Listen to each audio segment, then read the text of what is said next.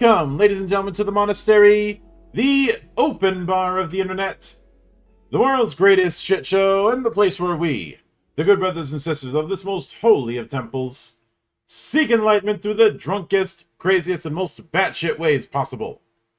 I am your one and only gaming monk, better known as Mildra, and with me, I have a couple, one newcomer and one returning brother to the temple. They are part of the multi-headed team of Kalsa Creations, previously here for the Hidden Isle, now here with a return to the board game Sefirot with Silver Seals. In the red corner, we have, making his return, Georg Hobmeier. Hello! And it's a pleasure. In the blue corner, we have, I believe, making his debut here, James Patton. Hello there. Yeah, I don't think I've been here before, but it's great to be here. Mm-hmm. So, thank you guys for coming and braving time zone hell. I know it's a little bit more comfortable over there, where it's in the morning over here. It is, but we do have a major flood, so maybe that balances things out. Mother Nature's freebasing again, I see. It was an interesting weekend, yeah. Yeah. So now, as I understand it, is it a case where the original Sefirot came first, and that is where the Hidden Isle sprang from, or was it the other way around? Well, I mean, this is actually like so the Hidden Isle has a bit of a weird origin, because I started working on a board game, and I'm also a narrative designer, and so I had the idea to kind of root the entire notion of the board game in some sort of alternative history lore that would also allow us to like bring real elements of the occult or hermetic magic into it, but also have an element of fiction. This was super, super interesting to work with because it gave us a lot of flexibility. It gave us a lot of stuff to integrate as well. It also pissed people off because we're like, "Whoa, you can't do that, history, like, oh, this is stupid. Why do you make a board game? Wow, this board game is horrible. Tarot cards suck." Or tarot people were like, I hate board games. Why are you doing this? But so a lot of people also liked it. That there is this kind of background story, and that it also has a bit of this elevating theme of like, oh, we're fighting the heretics, and so that was always this background story was always there. And then we kind of had always, everyone involved in the team had always a very, very strong disposition towards tabletop role-playing games. So Jamie, I think it was a bit of a logical step to actually make a role-playing game. Yeah, the way I remember it is you decided to make this board game like Sefirot version 1, and you said, okay, well, it is going to be this tarot-based board game because that's sort of an interesting thing to be working with, and you grounded it in this sort of alternate history, and you got me on board not to do any game design, although I am a game designer, a digital game designer most of the time. But you said, hey, your English is good. You've done proofreading for like book people. Can you read through the rule book for the board game and like the little tarot booklet, the explainer booklet, because they like, not being native English speakers themselves, Causa wanted me like proper native English eyes on it, and I'd done a lot of proofreading to sort of make ends meet and get a bit of pocket money in the last few years, and I was a good fit as well because I'm also a witch, so I use tarot cards and I'm kind of familiar with them. I've listened to a bunch of podcasts about them and the different sort of interpretations. And then once Sefirot was done, they said, actually, yeah, it would be like, this has raised hundreds of thousands of euros on Kickstarter. It would be silly not to kind of lean into this and see where else it can go.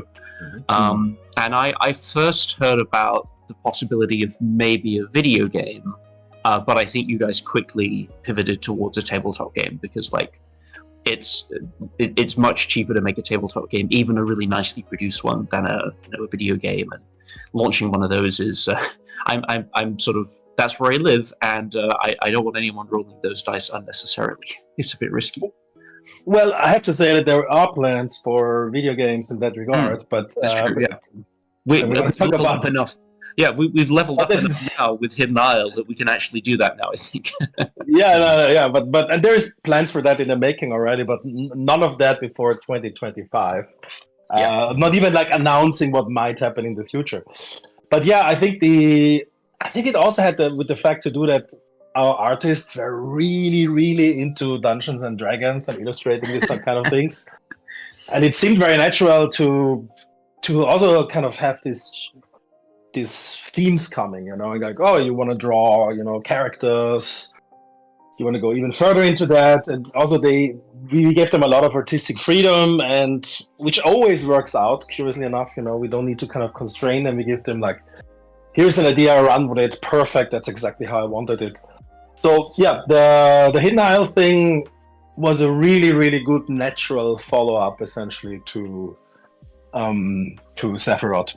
Mm-hmm. It didn't necessarily translate into, I would say, much higher backer numbers, because we launched it at a difficult time and with huge tabletop role-playing campaigns on Kickstarter, and also because I think it's a bit of we have to build this up a bit. We have to kind of build a bit more of a following on how the game actually works. It came out of nowhere, no one ever played it. And so it's a bit of a novelty to play tabletop role-playing games with tarot cards. Mm-hmm. A novelty, though. The funny thing is, this is the second tarot adjacent thing I've covered in the last 2 days. What's the other one, if I may ask? Thread cutters. Oh, okay. That one I actually didn't know. But yeah, I'm always happy if other people do it, because if there's like 5 people doing a game about it in that kind of style, everyone wins. So that's actually really, really cool. If we're 10,000 people doing exactly the same thing, that's a bit of a different thing, but I think we can have as many people do tarot-based games as they ever want. So, and everyone wins. It's still a blue market, as they say. Mm-hmm. So, with that in mind, now when it comes to this project, would you say that this is a revised edition, a borderline second edition of the original Sefirot? I give that question absolutely and definitely to Jamie. That makes sense. I guess I'm the one who sort of got into the guts of it this time. Yeah. So I'd say this edition does 2 things. Firstly, it introduces and tweaks. It introduces new rules and tweaks existing rules so that the original modes play better. So we originally had a system where you kind of score cards when they add up to 10, and that kind of caused a few issues, especially because face cards were also worth 10. So there were lots of 10s in your hand, and it was sort of difficult to deal with them. So there's a new rule about how to deal with face cards. There's a new matching rule, which is that you don't match to 10, you match just the suits of the cards instead. Mm-hmm. And there's a few other tweaks, and all of those things together should make the existing modes play a lot better and a lot slicker. There's also new rules for the co-op mode, because I thought that I wanted another way for you to cooperate. So now there are kind of shared spaces where you can send each other cards, which seems to work quite well. And there's in the competitive mode, there's more ways to outflank your opponents and stuff. Mm-hmm. And then the second thing that this edition does is it creates a new 4th mode, So the original had like solo, co-op, and competitive.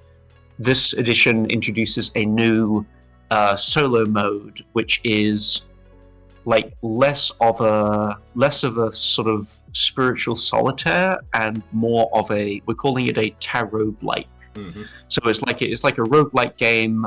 It's a sort of a point crawl system using the existing board. So we didn't need to make anything else for this except for the location counter. And you travel around the board, which represents the sort of dream landscape, and you encounter enemies that you can turn into allies, and you have to sort of manage your hand and your allies and your resources and stuff, and decide where to go. And it's much more of a kind of an actual sort of narrative adventure, because the other ones were, as you play a game, of course, the things that you do create a narrative, because one thing after another always creates a narrative. But this the new fourth mode is like much more meant to actually depict events in a dream or a story or something, as you're sort of like battling these forces. So that's sort of the purpose of the new edition, really.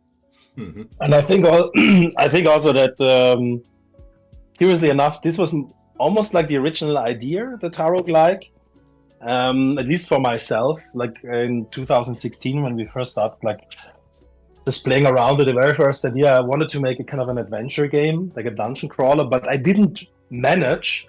So I ended up with the Note Herself mode, which is more introspection instead. And then actually Jamie at that point even mentioned that he himself had made some sort of an adventure game that was more like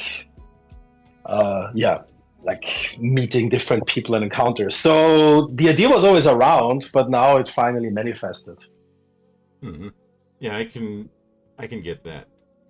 And I think what's also interesting is doing a full force hardcover rulebook for the game. Because for a board game, that's not something you see all that often.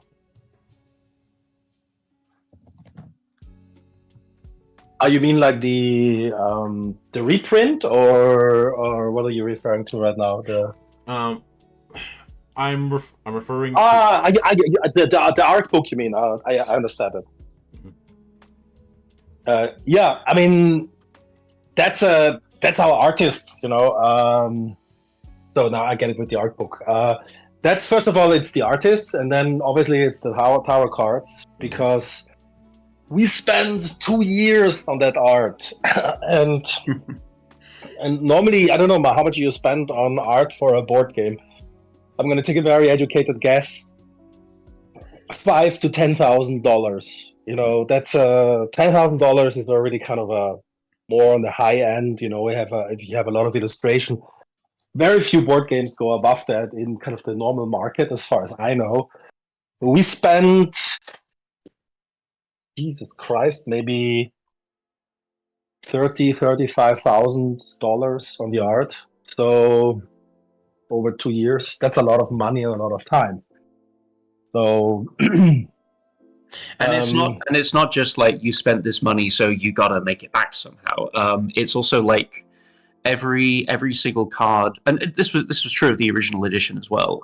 But every single card in that deck had you, Georg, doing all of this like esoteric spiritual research, and then and tossing these references to Elliot and Viv, and then Eli and Viv like taking that and working on it for 2 weeks. So and that's the major arcana, right? And then the minor arcana, yes, they are pip cards, so they're less intensive to design, but they still were created very mindfully, and the interactions between the different pips are meant to kind of symbolize the energy of the card itself. Like a cup that's brimming over is very different to a cup that is spilling because it's on its side, and so on. And honestly, I think it's proofreading the art book back when the first edition came out was one of the most interesting parts of the project for me, because it goes into all the inspiration and the symbolism and the meaning and what you were thinking about and why they picked these colors and stuff. And it's almost like Like I have some art books for video games and for movies as well. And what I love about them is that you get to see behind the scenes and you get to understand the process a bit. And I think it's a really fantastic document for just showing that process and recording it so that, you know, in 10, 20 years time, anyone, including me, when I've forgotten all this stuff, can look back on it. Yeah. That and I think and seeing some of the stuff that didn't quite make it for one reason or another. Yeah, exactly. I think there was also a certain sense of megalomania involved in it, in the process of making the art. And I tell that sometimes to students when I teach narrative design, that you have to go for like the biggest possible escalation when you write. And I think here we did that on a design level. You know, we essentially said, or I said to myself, and I don't do this often enough, you know, like, and this is, I'm very often going, oh, this is cool, let's keep it like this. But this time I was like, let's do something that is better than Rider-Waite Smith. Let's really challenge kind of the pinnacle of what is there. Although I don't even think that's the case, but that's a whole different thing. And let's try something that can maintain these high esoteric standards and still be seen and played in, let's say, 100 years, like the Crowley deck, the Rider-Waite Smith deck, and whatever there is still around. So this kind of megalomania, I think, also helped us to kind of set the bar so high and not just go like, we're just going to paint over what is already there. Because there's a countless decks out there that do that, and this is not relevant for people who come towards this game from a pure board game perspective at all. They also don't understand this context, but people who come from the Tarot world, for them this is a huge deal, you know, that it's a huge deal that there's something, you know, that takes all these things and tries to mix them anew and try to really go into the lore. And obviously, you know, some people disagree with us and some people don't, but they do see the effort that we're making. Yeah, and I can certainly get that. Since you mentioned bridging the board gaming space with the tarot space, I am curious what the reaction in the time since Sefirot released has been from the tarot side of things, since that's usually a avenue I don't delve too much into unless I'm dealing with a tarot themed game. Well, it's been very, very good. You know, we actually essentially have been approached by all major publishers in that realm, including one of the biggest one, US Games, which also is the original publisher of Rider-Waite Smith, as far as I know. And then we started, and then we got a publishing deal by Hay House, but we also got involved with like one of the biggest European ones. So essentially, that was the best sign that essentially all these entities came to us. We didn't even have to write them, and then we had like 3 or 4 offers, and we could pick our best deal. We went to a publisher called Hay House, which is not entirely massive in the Tarot realms, but has Penguin Random House distribution, and now we have this distribution deal with them. Yeah, and essentially that kind of covered the whole retail side, and then we just continued running our accounts and running our social media, and then started to develop the tabletop role-playing thing. And I think this is interesting because this connected, then this brought kind of another group of people into the fold. You know, there's always like young people who can relate via board games, but also via role-playing games and via tarot. So we get all these sub-niches, but they're quite good. And then obviously, you know, the larger groups. And then some people, I must also say, didn't like our product because it is very queer in a way. But that's because everyone involved in it is queer. So people were complaining about that and gave us bad reviews. But what can you do? You know, you cannot make everyone happy, you know. You make a queer tarot, it's going to have queer people in it. What can I do? It's not like we're not really open about that. So, but yeah, I mean, Jamie, do you have anything to add about our Taro exploits? Yeah, I mean, I just find it really interesting how, and you know, I'm not a marketing expert, but usually if you have sort of two marketing pillars like board gaming and tarot, or tabletop games and tarot, you would your potential market is people who like both of those things, and people who like only one of them are excluded because they from your like marketing. And I think that this is a really interesting. I'm not sure that it happens often, but I think that because we try to make the board game and tabletop side accessible for tarot people, and because we try to make the tarot thing so accessible to everyone else, I think it's a really good kind of bridge, like an introduction to either world if you already like one of them. Mm-hmm. And I think the reason that works is because we have our feet firmly in both of them, and we understand how to kind of bring people across. But also, I think there's a resonance between tarot and play tarot in these games, because, like, firstly, it was originally a card system. It was for playing games, not for divination. But also, there is something divinatory about tabletop, and there is something playful about divining, about interpreting these cards. So I think it's actually a really natural fit.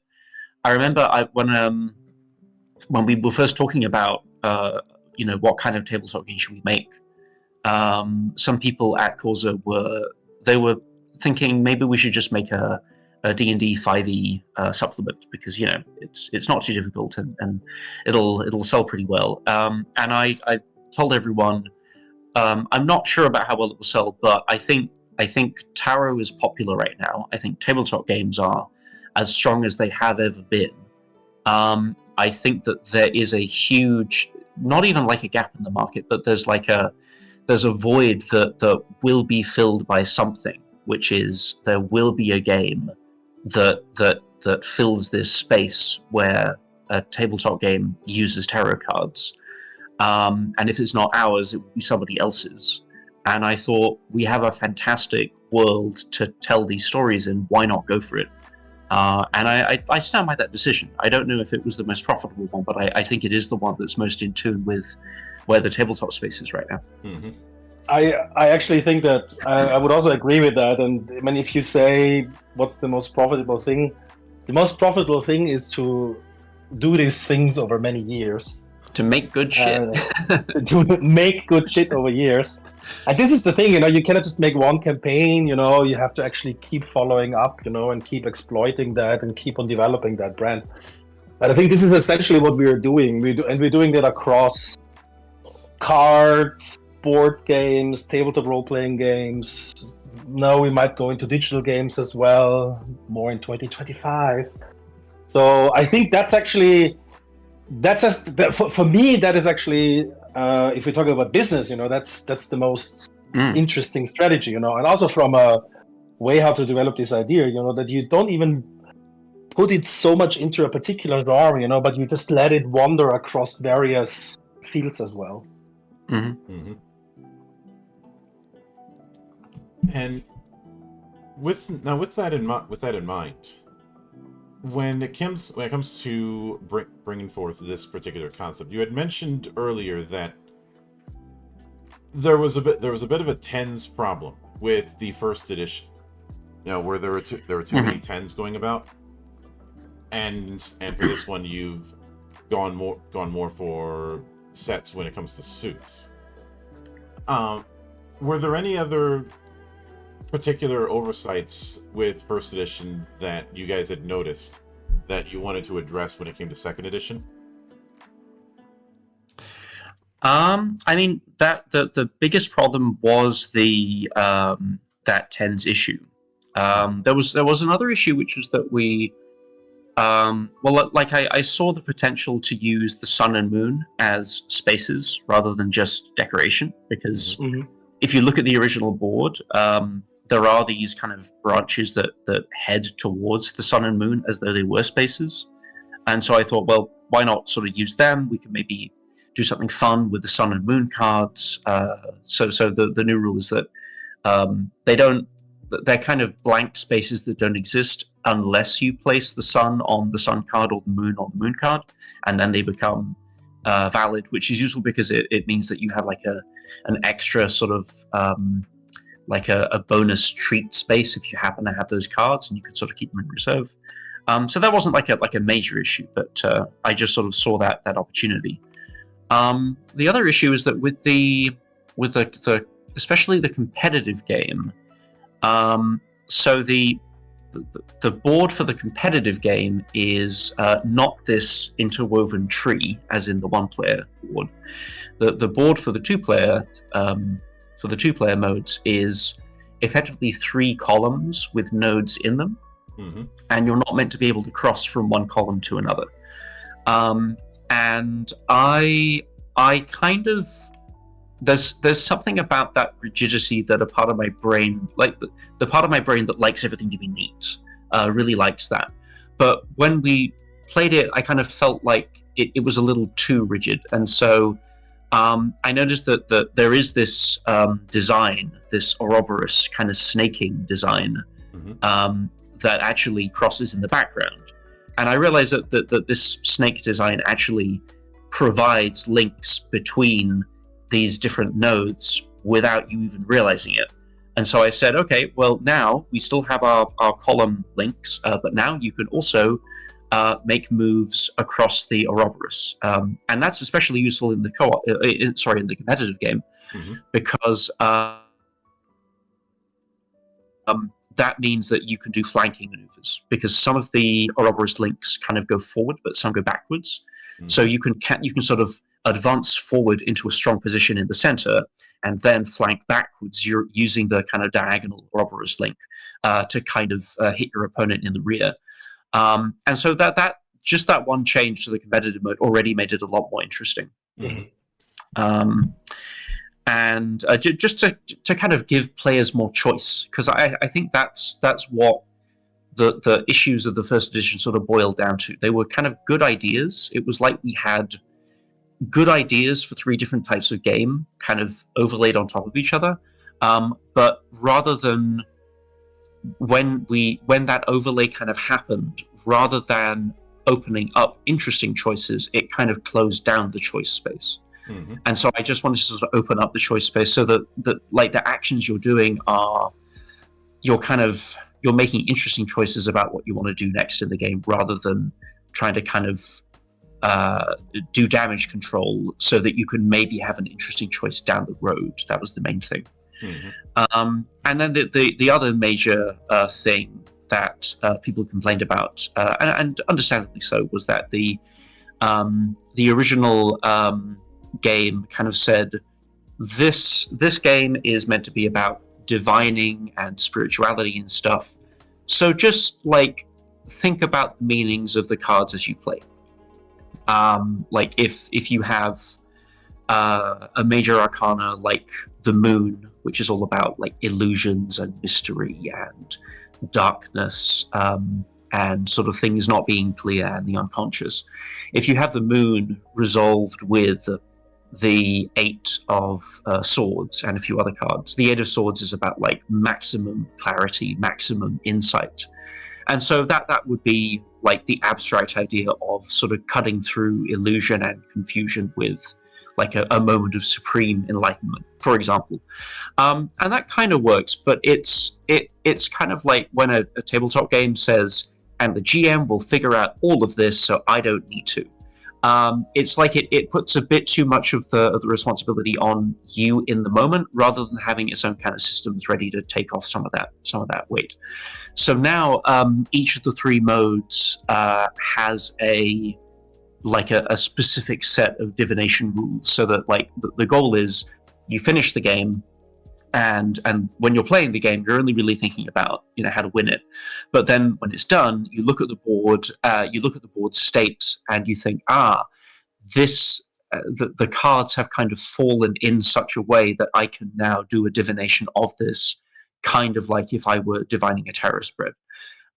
So we're still working on that a little bit. That's the one thing that I haven't quite nailed down yet, but we really want to give people the ability to make those interesting like divinations, because that is it's a form of play at the end of the day. Like I said earlier, like it's a much more interpretive, much freer form of play that's much less crunchy. But I do hope that at least if I do the rules right for divination, a person who's never like divined using a tarot deck will be able to look at this board and say, oh, this is talking about the problems we're having at work or whatever.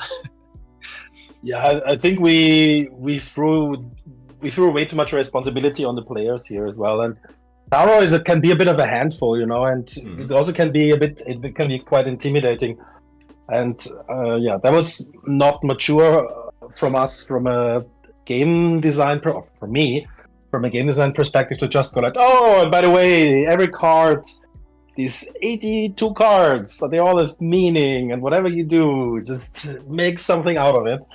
So no, that obviously didn't work out. I mean, it worked.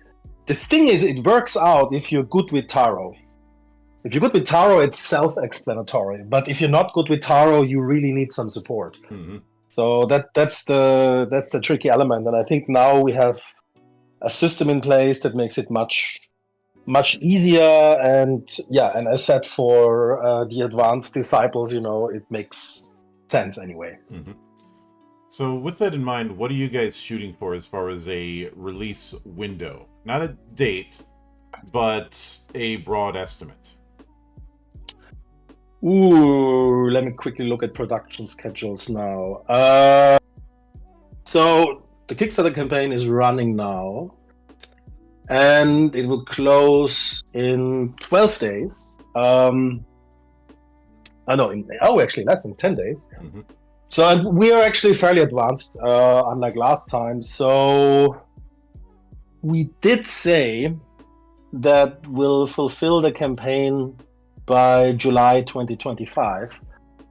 However, I think we'll be faster. That has numerous reasons, and one of them is that we have way too many things already in place, unlike last time.